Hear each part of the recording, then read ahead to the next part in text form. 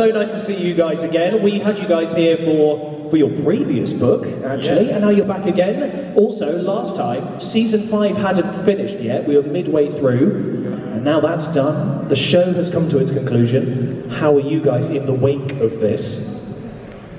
Oh, I've started on a rough note, I'll give you that. No, quite right. It is, we were just literally saying about 2 minutes ago, it's still odd, and you sort of get to that time of year and you start gearing up for it. It's strange.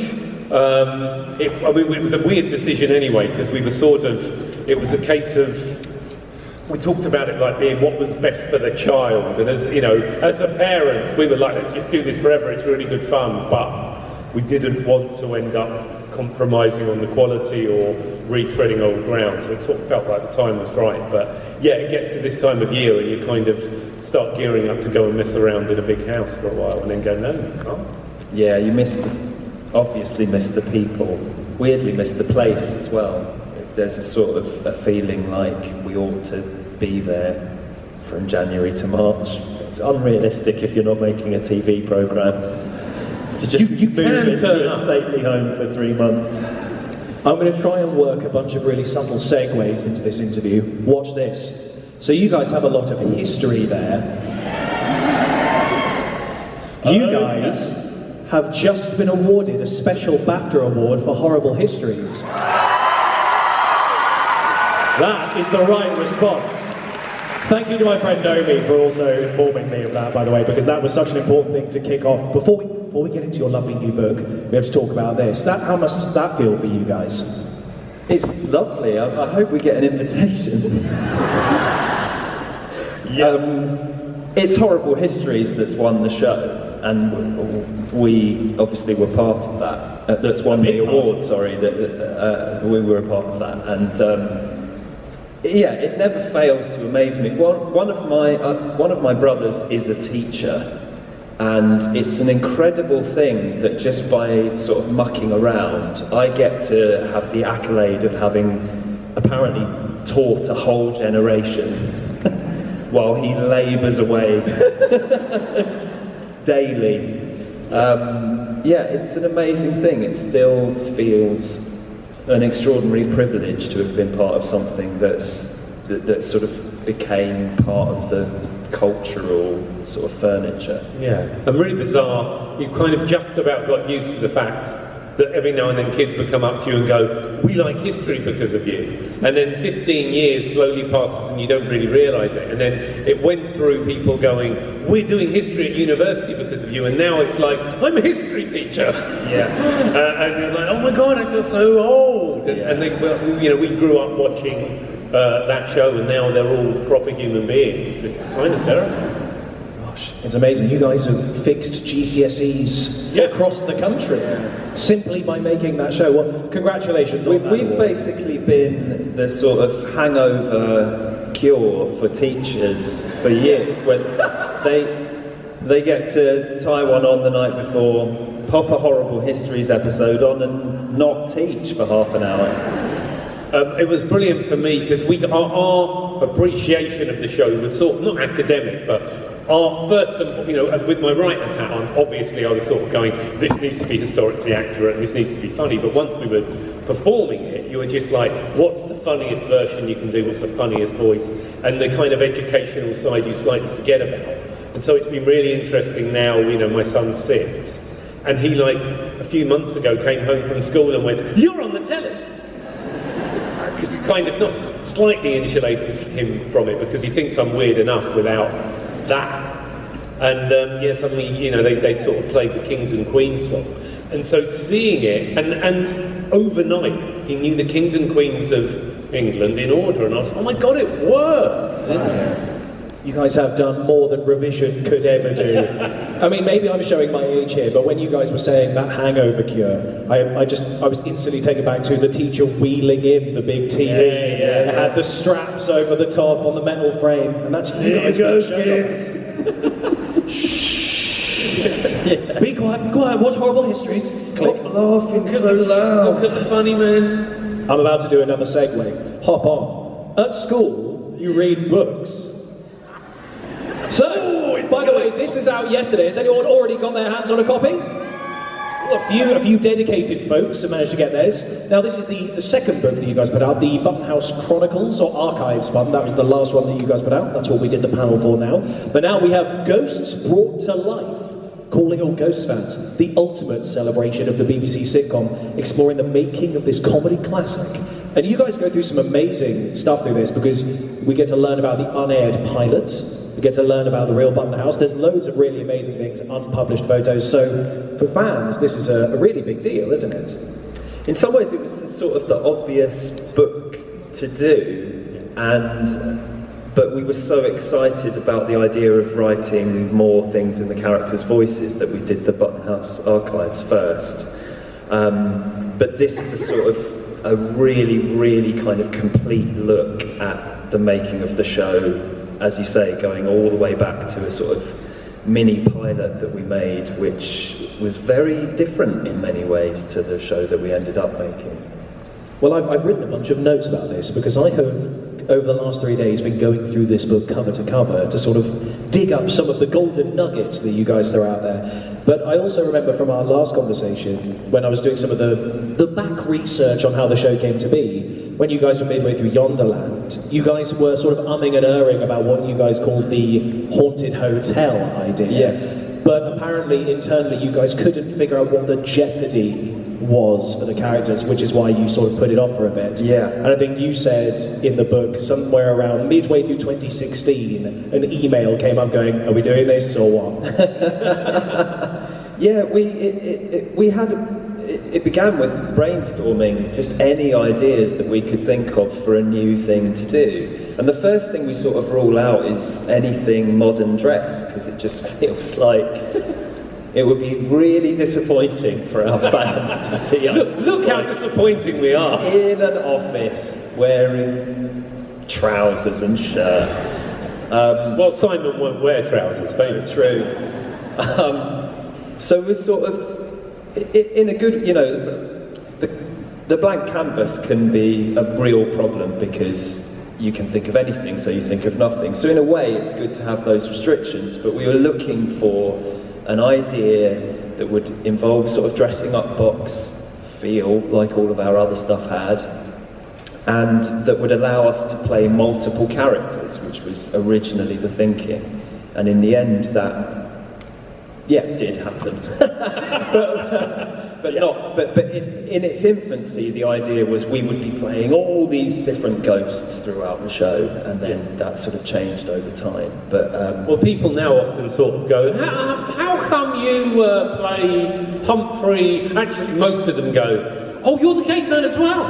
But then once we've had that, we go, "How come you play two characters and all the others?" And I was like, they are sharper than me, and quite quickly went, I might just play one. But also, your two involve quite intensive prosthetics as well, or special effects. Yeah. So you took the heavy lifting. Yeah, I mean, I have no complaint. I do quite enjoy that side of telly and all the, I like prosthetics, I like special effects. So, if it's going to go to someone, better to go to someone like that than, say, Simon.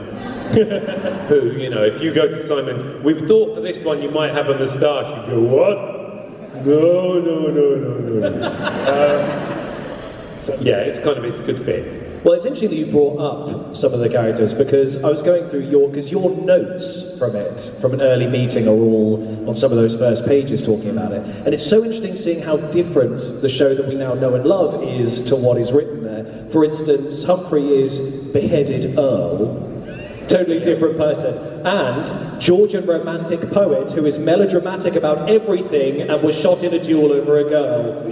Yeah, that was an early... That has persisted. That one stuck. Yeah, that's stuck. It completely stuck. But also, you mentioned other ghost ideas that you guys had. So there was Nazi bombers who fell out over a girl just before they were shot down. And then Ancient William, who is in fact a 6-year-old boy. Yes.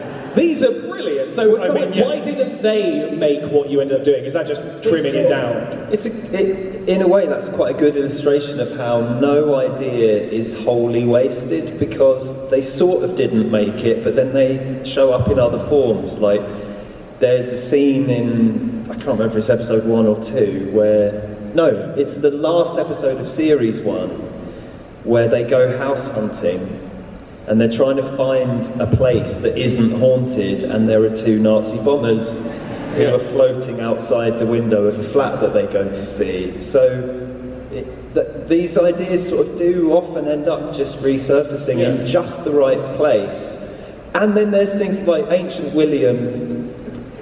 I really like Ancient William, I'm sorry. We had this idea that the wisest one would be the one who's been there the longest, regardless of their age. And so that was the idea, was it would be a child who was wiser than everyone else. And then we realised if we were lucky enough to get 2 or 3 series, a child will grow up. And we can't deal with that in the Ghost's rules. You know, you can brush out my grey hairs, but you can't stop a child from ageing. But I guess that sort of ended up going to Robin in a way. Exactly, yeah. So the sort of the idea of it still sort of emerged in a different form. And ironically, I don't age. So, I mean, it was amazing casting, really. All the other guys, you know, each year just brushing out some grey hairs, a little bit more filler. Me, they were like, each series, makeup took a little longer because they're like, this guy's getting younger. We did used to joke that if we carried on for sort of 20 years, Larry and Martha would just have less and less makeup. And I would be having extreme amounts. Yeah. If finally we'd have the last laugh. Martha's makeup was because me and Martha would arrive before anyone else on set, and then we'd normally finish last because we'd have to then have all the makeup taken off. And so most people in the crew never they'd see me because I'd obviously changed characters, but Martha they would never see not in makeup. And I remember at the end of series 1, a couple of the crew were like, so how did you start working with that old lady? And had no idea that she was in makeup. We're just like, it's really sweet, you know, one of them's like 60. Yeah. They're just at the wrap party going, who's that? Who's that woman? She's in the cast. What's she got to do with the show? I never saw her. Interestingly that you bring up Mary, because I was looking at the photo of you guys from this pilot, where quite a lot of it's still quite similar. Some of the costumes are the same, but some are quite different. Matthew, you have extraordinary hair in this one. That's quite different. You've got long, flowing locks that didn't make it to the final thing. Why the change? I think the thinking in the pilot was to make him... we were focused on the sort of romanticness of him and less on the kind of period truth. And then when we came to make the show, we were a little bit more focused on, okay, he's Regency era, no one had long hair like that. It just wasn't. Did look good though. I mean, you know, it was a vibe. It's kind of heartthrobbing, to be honest, when you guys see it. In fact, I might be able to get the picture up. No, I'll save it for when people can buy it. But it is a good picture, to be fair. I could sort of imagine you in the actual show sort of flipping the hair and saying something melodramatic. You know? It was the same performance in a different wig. It didn't really change. I mean, that, to be fair, in like development phase, there was only like 2 or 3 characters who basically from day one were like, oh, it's that then. Yeah. And he was really, really early on. The captain was quite early. Yeah. And Pat, I think. Yeah. Yeah, and then others sort of came on board. But yeah, from really early on, you're like, I think we should play a romantic poet who's so sort of loved up and earnest that he's a bit of a knob. Yeah. And we're like, yep, that'll work. I'll do that. Yeah. I think, Julian was an early idea as well, if I recall, because I think one of the first conversations was about the idea that ghosts sort of appear in the form in which they died. So we just immediately kind of riffed a bunch of jokes, really, about what would be the worst or most embarrassing situation to find yourself in for eternity, because that's how you died, and a politician dying in some sort of... Well, the original incarnation of him, which we illustrated on the pitch, he's in full bondage gear with a ball gag in his mouth. Yeah. And quite rightly, we he subtly changed that for the series. It was originally going to be a fully sort of post-Watershed kind of adult show, and then it just felt a shame to sort of rule out a swathe of the public who could hopefully enjoy it. So you reined it back a So bit. we reined it in a bit. I remember a compliance meeting where some legal people had decided that you can't see a stump of a decapitated ghost's neck. Took a while.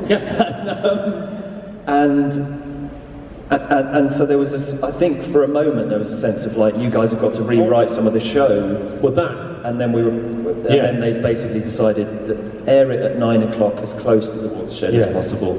And then everyone sort of calmed down. I think The other issue was you couldn't have references to suicide. that was it. And you Ladybug jumping out of the window. Well, no, it was weirdly that one wasn't. It was I'm going to drown myself in the lake. And we were like, he's dead. So it's not suicide. The joke. Is that how you got around it? Yeah. Well, that was the joke. And they were like, no, but it's still a suicide reference. Some of these conversations can feel quite kind of surreal. Yeah, I mean, really. How bloody will the stump be? Will you see the windpipe? No, it will look like a kind of overcooked pizza. Right. Is there bone? There is no bone. It's a lot of conversations like that. Good grief. Well, I think it's so fascinating. One of my favourite parts of any sort of creative process, whether it's music or whether it's show love, is seeing an early incarnation compared to what we see at the end. And obviously, in preparation for this, I was reading through this, but also went back and watched a lot of the final season. And it sort of made me wonder how you wanted to approach endings. I know that. We sort of touched on that briefly at the beginning of the panel. But for instance, you had probably quite a lot of avenues open of ways to end it. The one you chose was sort of letting them, spoilers, I guess. You're all fans, surely. Has anyone not seen it? Has anyone not seen the very... There was one hand. There's a hand. Oh. Are you joking? Okay, there are a couple of hands, so I'll say it ends the way it ends. Yeah. Why didn't you end it not that way? I'm good at this, words are my tool. So basically I was wondering why, so for instance we've had a lot of the characters sort of ascend or move on to another life. Was there part of you that considered just having all of them do that, or did you go maybe that's too easy, or maybe that's too, I don't know? I guess for a moment you're sort of just considering any possibilities, and I guess the basis on which you make any writing choices is if it satisfies you, then hopefully it will satisfy the audience. And we love these characters and we love this show, and so we felt like if we can find something that feels profound and not trivial, and if it happens to be a twist, great, as long as it's not, as I say, superficial, like a twist for a twist's sake or something like that. So if that had been that they all ascend, and that had felt like it came from an idea that, you know, that had some depth and meaning to it, then it would have been that.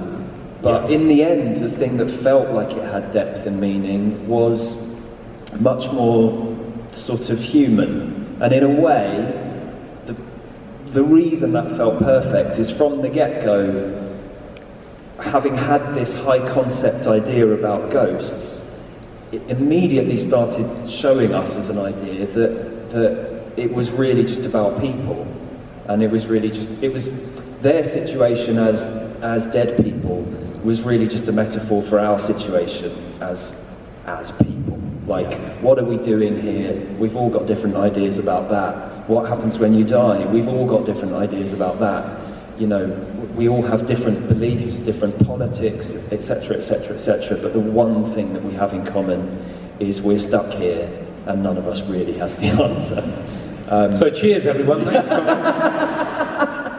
And that's a comedy. I think as well, we'd kind of from really early on set the rule of going, there is no rule to when, rhyme or reason to when you go, and then we kind of followed through on that with Mary departing. Sorry still, a standing apology. Is that a boo? Yeah, I know. Sorry. I know. And there was no sort of quid pro quo where you could go, if I do good deed, I get to ascend. So I think we would have had to really get our crowbars out to go, there is a way in which we can engineer a bit of story where all the ghosts get to move on. And so we kind of wanted to stay true to those sort of story convictions. But it also meant, because there was an expectation there, our impetus is always, if there's an expectation, to try and confound it. But it meant we could also do an episode where Robin comes up and goes, I've worked it out, someone's leaving, and you kind of get to play with that expectation as well. So we sort of slightly got to have our cake and eat it. To bring it back onto this, because I'm good at my job, in this you guys talk about how you feel, in a sense, that you had to end it in season 5 because of the nature of the fact that season 5 is where you cover a lot of the backstories of some of the ghosts who we actually don't know how they died throughout the other 4 seasons. So because you'd sort of had that payoff, did you sort of feel almost an obligation to bring it to a close, or do you feel you could even have gone on for a couple more seasons if it felt right? It was one of the reasons why it felt like there was a sense of completeness at that point. I should say, actually, it was more that in advance of that, we hadn't made a hard decision, but we had began, even as early as series 2, to be thinking, eking that out. Yeah. It feels like 5 would be the point at which we've done all of those stories, and if we're still going strong at that point, then we should probably cut our losses and get out while the going's good. Well, you actually said in the book yourself that most good comedy series get 2 or 3. So the fact that we've had 5 seasons and people loved it the whole time is a blessing. It felt like the most extraordinary compliment that you could be paid, that anyone was even questioning a show finishing after 5 series. It's amazing to me, because I think, as I say, many of the great shows have been sort of 2. And my favourite thing was when that was happening, talking to anyone in production in America. We're like, we're ending the show, and they're like, what? Yeah. You haven't done 17 series! They thought there were people who were like, that this is amazing, it's absolutely the right thing to do, and then people who were just like, you're so insane. Very, very much divided opinion, but it felt that was definitely one of the reasons that to not have those backstories to explore, you would slightly change the format, and then you start making a slightly different show, I suppose. Because, like you say, you have those backstories to explore in a lot of things, and that's sort of the lore, if you would, of the show. But you also have your week-by-week plot lines. And it's interesting how even early on you were coming up with ideas of that. Guy trying to engineer the perfect date with the nanny, but everywhere they try, they get interrupted. Loads of just ideas that you guys have for the stories of the week. And it's so, I like that you laugh when you hear these back, because you're like, gosh, it's all coming back. But this is why books like this are really, really cool, because you just get to see all these things. You guys all know the show so well, and you're seeing how all these seeds were sort of planted. And I find it all very interesting of how, you guys were already very experienced writers and performers by then, and all of that's just sort of come together in this idea, even from the get-go. So what's the natural process like from say, this initial, I don't want to call this brain dump, because it's far more organised than that, but... No, I think brain dump's great. Okay. How do you get from brain dump to a pilot, for instance? I suppose over the years I've come to sort of trust that the process of just rewriting will always guide you towards something that is just so much better than whatever it is that you start with, and you just have to trust it. If there is a kernel of something exciting in there, and so you kind of, every new thing, you may have written things before, but you haven't written this thing before. So there's always this period of time where you're having to kind of learn how to write it. And that, I think sort of, you throw something down, you try and turn off the voice in your head that's saying, that's not as good as everything you've done before, that's not very good, that's not very good, that's not very good. Until you've just got something to then go back over. And the great thing about writing in a group is that I find anyway, I'm much more able to get past that sort of self-censoring negative voice and get a first draft done. I find that I've got a voice in my head going, that's brilliant, that's brilliant, that's brilliant, and then I show it to the others and I'm like, what's wrong with them? No, it's you feel so comforted in going, this is going to go around the table and a group of proper comedy brains will look at it and find things and refine things, and the thing you knew only half worked and you thought you got away with will get picked up and improved, and you know that it's not always the case that the best version of the script, the best draft, is the one you end up with. Right. Sometimes, draft 6 was great, and then other factors come in, and you end up at draft 9, and it's fine. It was really comforting to know that the draft that you got to, where everyone went, yeah, that's it, is the best version of that story. Is it a democracy when it comes to someone suggests a joke and 3 like it, 3 don't, or something? It's rarely that. Like, that just very rarely happens, because we are all very much of one mind in many ways. But it is a democracy in terms of road testing ideas or proposing. I think more commonly it would be proposing the solution to a story problem. That would be the thing where you'd have debate.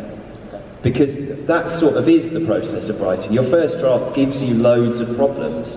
Everyone reads the first draft and goes, well, hang on, if they've done this, then actually there's a plot hole here, because how do they end up in that room if they've been, and then you all sit around and scratch your heads and come up with different solutions and then argue those solutions. And it's a democracy in the sense that it rarely gets to the point of voting. I can't remember us ever having to do that. But just one argument tends to gradually win, often to the point where it's won the person who's arguing against it, and then eventually, usually me, goes, no, you're right, you're going to do it anyway, clearly. Are there eureka moments sometimes when there's a bunch of ideas laying around and they're all on the maybe? Oh yeah. And then that one idea sparks. Yeah. That's the joy, when suddenly you get that moment where someone goes, what if? And you go, yes, of course, yeah, it's that, and it unlocks something. Those are the best bit about all being around the table. Absolutely. And it is that lovely thing, especially when you're writing a series, and especially if you've had 2 series commissioned in advance, which we always did after the first one, is that when an idea is something everyone loves, but it's not fitting into the story, it just won't sit there. You have that absolute luxury of being able to go, it will find its place, put it back on that pile. At some point we'll be writing another episode and we'll go, this is where Lady Button can have an affair with Humphrey's body without Humphrey's head, or whatever it may be. I love that. A jigsaw piece for a jigsaw you haven't bought yet. Yes, exactly. That's a really good analogy. You're welcome. You can have that for a future. Thank you. Go my gin file. Well, I remember one of the things in the original pitch was the ghost of a neighbour who lives next door, who they all want to befriend, and then that ended up being a kind of an episode of a week in that series 3. Series 4, of Rich Glover, so it all sort of goes in the drawer, and then suddenly you find somewhere where it's a better fit, and it's pulled out and dusted off. Yeah, I think it's real testament to your guys' abilities to write all these ideas and just have them in a bustling hive that might just sort of get pulled out and dropped into an episode. It's also a testament to Google Docs. Now, just one thing, in a couple of minutes we're going to be coming out to allowing you guys to come up and ask some questions. You guys can see in the middle of these aisles there are some microphones there. They've now got lights on them, like they're lit from above, like musical theatre. So if you guys do want to ask questions, just have a think now, because I'll come to you guys in 2 or 3 minutes. Have a think about what you want to ask, come up, and then we'll start working our way through those questions. Try and get to as many of you guys as we can. You can come up and ask anything about the book, about the show, about our wonderful actors up here. But you've got a couple of minutes to think about that just now before you come up. So a couple of questions I'd like to ask before we finish, because this book goes season by season, episode by episode, in beautiful detail, hearing these ideas all of you had and your thoughts on it. This is a bit like asking your favourite children, but do you guys have a personal favourite season at all? That's really tricky. I think typically with shows, it tends to be like series 2 or 3 where you know what it is, but you know there's still that real drive and enthusiasm. It still feels new, but I remember I love that idea. Lady Button having an affair with Humphrey's body but not the head. I really love that. But the thing that always sticks with me when I'm asked this question is seeing the script for episode 3 in the first series, and there was some really good funny stuff in it, and then having the moment where Pat's family turn up and sort of seeing suddenly that settling for me what the tone of the show was, and that there was enough funny in it to give you license to do those moments of sort of drama and emotion, more so than we've done in what we've done before. I think I'll go for series 3 because we were in the middle of the pandemic, and it was just such an amazing privilege to be able to continue to work, and so lovely to be together and making each other laugh in amongst just the maddest time that I can ever remember. And Jess Knappett was so great. As a sort of, she felt like she really was a kind of another member of the gang for that series. I just have really fond memories of that one, but all of them. I remember yesterday turning up, one of those memories I've completely forgotten, and I was sort of like, I thought I was pretty fine through all of that weird time, and turning up on set, and I'd driven up, because obviously we couldn't have drivers and couldn't get trains and any of those things. I'd driven up from Brighton, and I got there before anyone else on set, and I saw everyone's names on the doors of our little 3-way hutches, and I cried. And I wasn't aware that I was just like, it was just so nice, that sense of like, oh, I'm going to go sort of, be around each other. Yeah. You guys do actually go into filming in the pandemic in the book as well, don't you? Yeah. No stone is left unturned in this book, so you guys need to make sure you get your hands on it as well. But before we go over to other people as well, you guys are doing book signings for this as well, is that right? I believe so, yeah. So guys, make sure you guys do go down and, try and grab as many opportunities as you can. We might be giving a bit much time to this, but I could honestly sit and talk with you guys about this show and your thoughts. We'll do it after, it's fine. Yeah, we'll just go sit and we'll grab a coffee and just talk. But guys, honestly, it's such a pleasure to talk to you guys. Thank you so much for joining us on the panel, and good luck with the book launching and everything that you guys do in the future, and congratulations on the BAFTA as well, because that's so exciting. But it is now time for us to come over to you guys, the wonderful community, and we're going to try and go through, hopefully we can get through everyone. I'm sorry if we don't get to you, people who are unfortunately a bit further back in the queue, but we are going to try and get to as many of your questions as we can. So, someone pick left or right? I'd always go left. We're coming over to you. Hello. What is your name and what is your question? My name is Tegan. Lovely to meet you guys. And you, Tegan. My question is, what's your favourite era of history, and do you have a favourite fun fact from that time period? I love the Victorians, I adore William Buckland, who sort of got hold of the wrong end of the stick with the passage in the Bible and decided that it was his duty to God to try and eat everything. And then when he died, his son took over, which is even madder. Apparently, dormouse on toast, delicious, blue bottles, as horrible as you would expect. I too love the Victorians, mainly because of the facial hair arrangements that they came up with. Thank you. Well, only him. No, you look good too, don't worry. Thank you. Thank you for well said, you. I'm thanking you. Thank you on behalf of Larry. What's a fact? That some Victorians were apparently, I didn't even believe this when we shot a sketch based around it, and I'm still not sure I do, but that apparently some Victorians were so prudish, they referred to trousers as the southern necessities. Oh yeah. I remember that song from the John Hall book. I'm going to start calling them that now. We need to bring that back. That's great.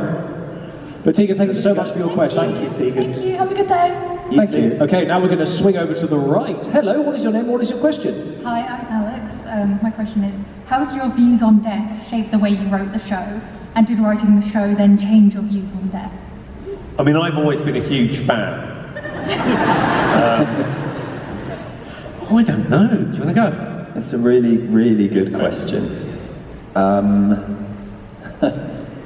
Of course they shaped the show, and I think that decision early on about deciding rules around why some people end up as ghosts haunting this place, and why some people go straight up and so on, it came from that thinking that we wanted to be honest about the fact that there are several world religions that disagree about this stuff, that anyone watching the show may have their own beliefs, and to sort of suggest that we have answers would be crazy, and sort of just a bit trite and superficial to say, oh, ghosts stick around because of unfinished business, or you get to go to heaven if you finish your unfinished business, or whatever. I think in the end writing the show made us reflect a lot on, not necessarily death itself, but grief. Yeah. And it's lovely that, you know, we had not decided that we were going to have a character exit, and we wouldn't have made that decision. But having someone decide to leave the show allowed us finally to write an episode specifically about grief, and I guess we'd been thinking about it. It was adjacent to so many of the stories and things that we'd done up to that point, that we were really, really ready to do a whole episode that sort of took that on. So I definitely think making this show made me think a lot about death, and I really do believe that it's not just sort of negative and morbid and dark to think about death. If you can really, Yeah, it's fun. If you can really sort of face the truth of it, then you can experience joy in a very complete way, you know. And losing someone and feeling grief is about love, actually. It reminds you that you really, really loved someone. To feel that pain when you lose them. So, you know, there are beautiful and positive things around that too. Thank you. Such a good question. Thank you for your question. We're now going to flip over to this side. Hello, what is your name? What is your question? Hi, my name's Harry, and I'm going to follow that up with the most basic question. Yes. And thank you for Ghosts, and particularly thank you for Horrible History, because that meant a lot to me growing up, and I think a lot of people would agree. Specifically, how did Horrible Histories come to be? And was it the 6 of you and then the show, or the show and then the 6 of you? No, I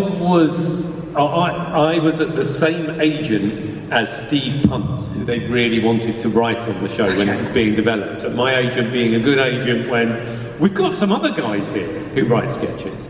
And so I sort of started on it as a writer, and because a couple of the sketches that I'd written were then used in the audition process. Right. So and there was a break of about a year during development. So I started to write the first sketches in like 2007, and then it took a couple of years before production geared up in the end, and then it was. The rest of the cast came through a process of casting. I then went, oh, can I also be considered for this? And went in for casting, and I did a terrible job. And they basically went, I mean, they didn't say, yeah, you messed that up. I knew. But they were like, you know, the makeup changes are such that this probably isn't going to work. You know, at some point, Matt's going to need an hour to change his beard. So then we can wheel Larry in. And so I kind of... You did an audition? Yeah. I didn't know that. I did an audition with one of the sketches that I'd written, and then Dominic, the director, gave a note, and I went, I don't think it is that. I mean, that's always really how good idea. Job. That's how you get Contradict the director. It was then. So the rest of the cast came into it, and I kind of slowly bled across into that cast across series 1, because I was very, very willing to put on fake facial hair, really. But it was seeing the rest of the cast performing things and going from, why are they doing it like that, to, informed all the writing going forward. So I think a lot of the tone of the show came from the cocktail of actors who were brought into the main cast. Okay, thank you very much.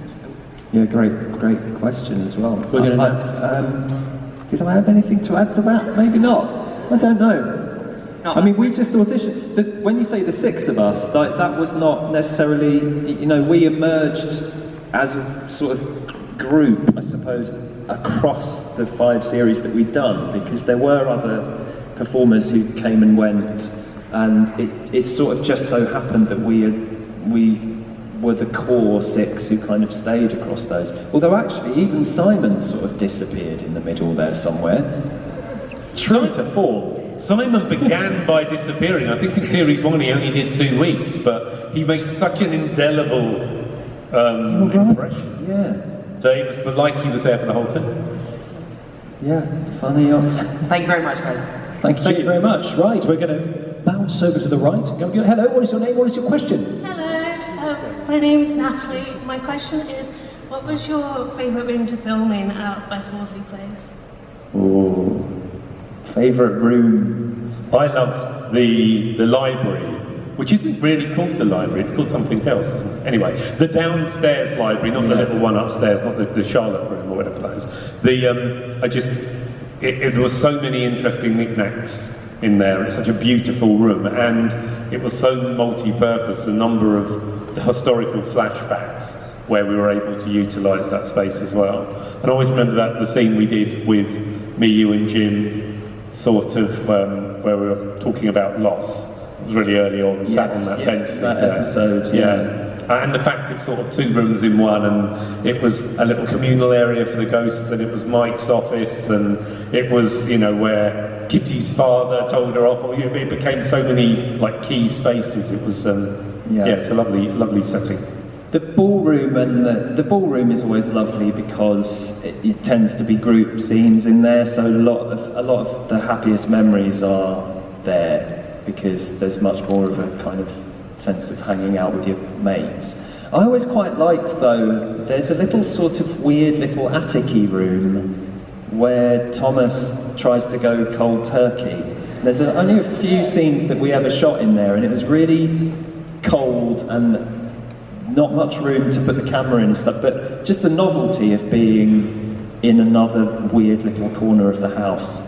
For some reason that sticks out. We kept finding those. I remember we ended up putting it as a plot in the story, but on series 3, me heading into the library and going, guys, there's a walk-in safe. And no one, we just hadn't turned that way and had never found it. And we're like, Mike should totally, after living there for 3 years, find out there's a walk-in safe he never knew about. Yeah. There's still parts of the house that they haven't discovered yet. Yeah.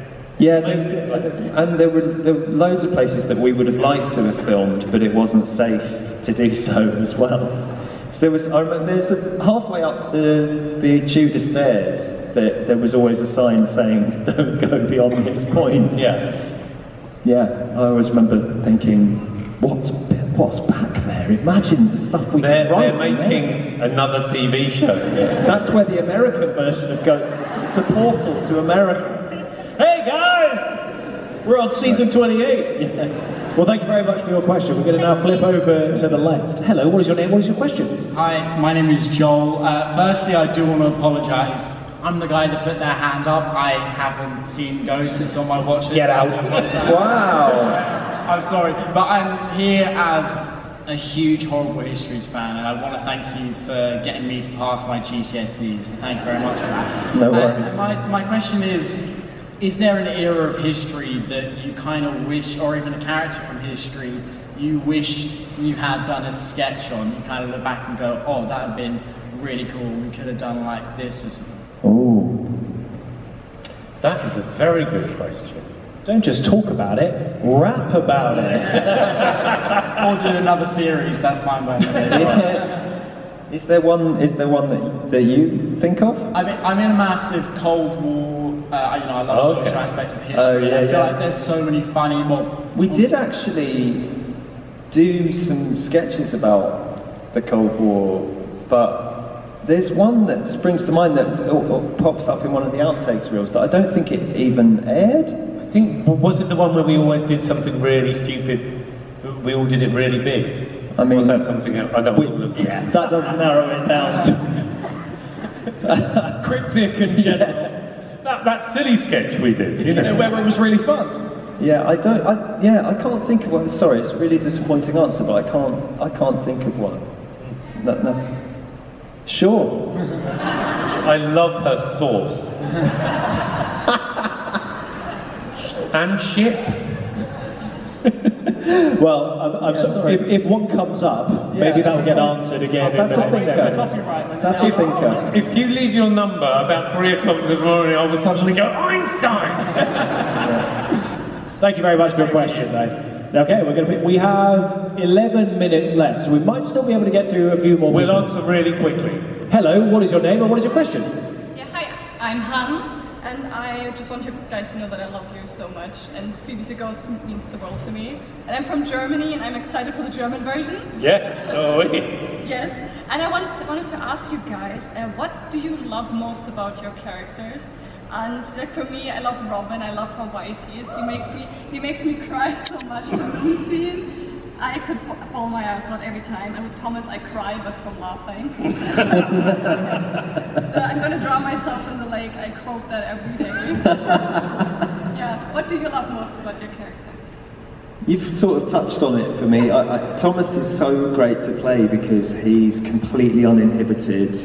Every reaction is sort of turned up to 11. I always loved the opportunities for him, because there's often opportunities for him to be angry or heartbroken or disappointed. Every now and again there's opportunities for him to be really enthusiastic about something. I remember there's an early episode where he decides he's going to write a best-selling piece of erotic fiction. Because obviously he must have roughly heard about 50 Shades of Grey through Alison and Mike and thought, well, that's how I can make millions for the house. And he's so enthusiastic about it. And he thinks that just saying that a scene is set in a car makes it modern. So I really enjoyed those enthusiastic moments with him.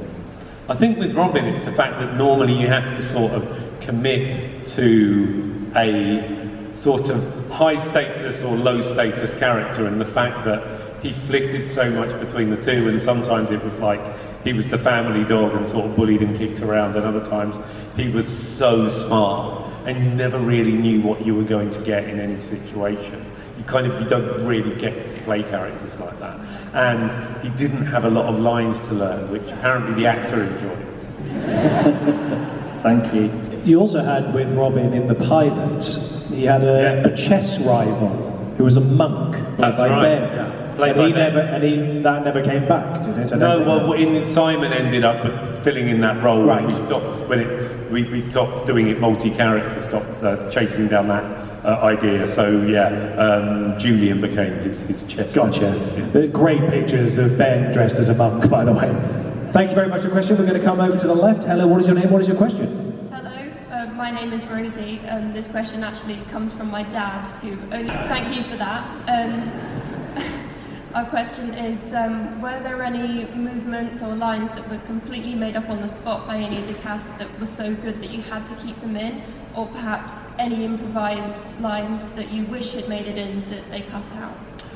So much of Simon as Julian, often how he would say a line, there's quite a lot of them in the show, but there were definitely more than one. The improvised one that always stuck with me was Jim and Charlotte, and there's a moment where they're talking about, I think it's the captain going, he can't improve, he's trying to get fitter, and they're like, he can't, he's dead. And then Jim just went, you're going to die soon, sorry. And it just really made me laugh, and it was completely in the moment. And Charlotte just looked so upset.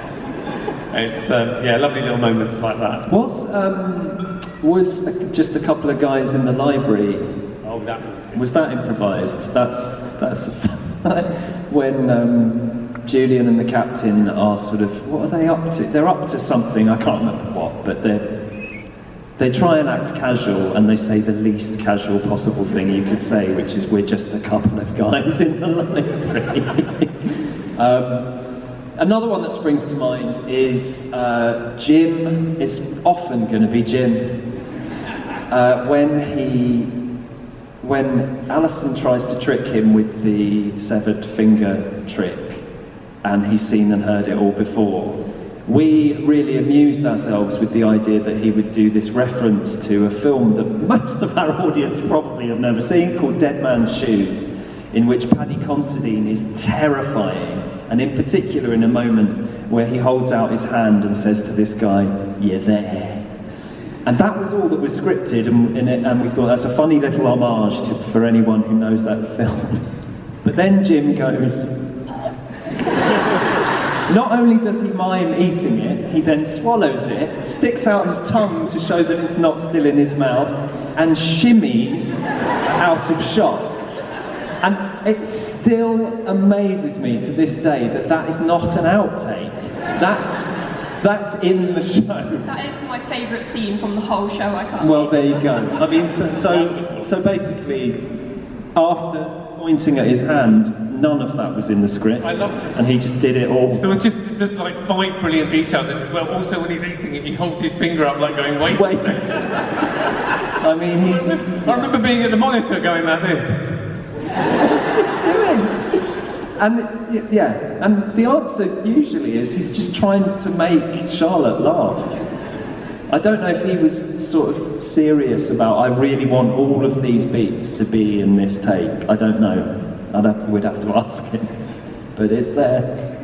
Thank you. That's a great question. Thank you so much. Now over to the right. Hello, what is your name? What is your question? Hello, I'm Jane. My question is, you talked a moment ago about ideas for sketches, that some of which got in there and some didn't. What were your favourite ideas that never actually made it into the show, please? Great question and great costume. Damn your eyes.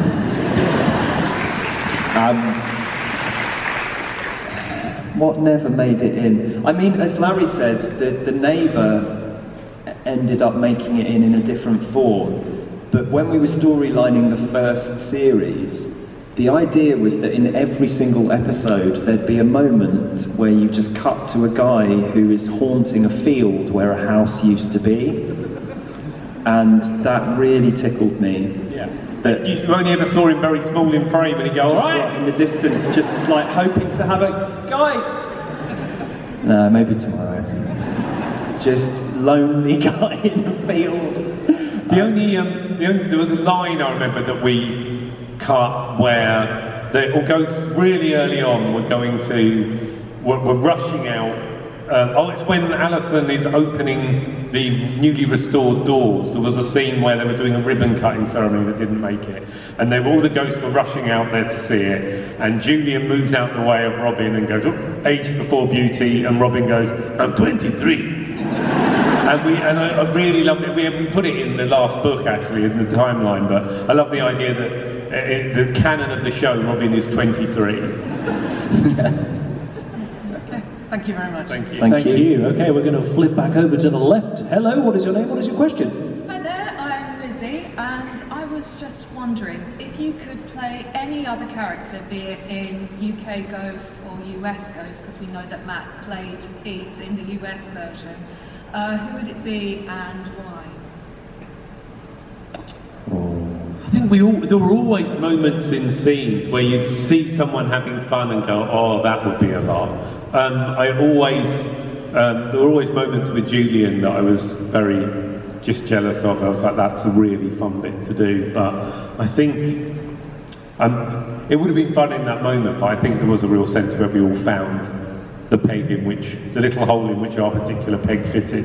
Yeah, it's kind of remarkable that there isn't an obvious answer, because in Horrible Histories we would have part jealousy every single day.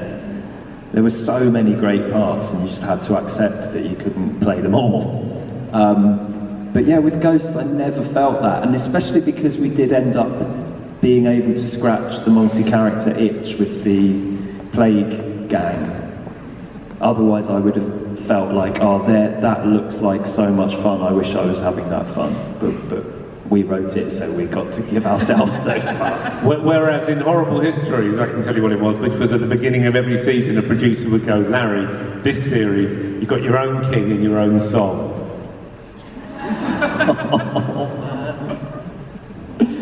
Thank you very much for your question. We only have 1 minute and 30 seconds left, so we're going to try and rapid fire if we can. Hello, what is your name? What is your question? Hi, I'm Dylan. My question is actually, was Thomas always meant to be Scottish?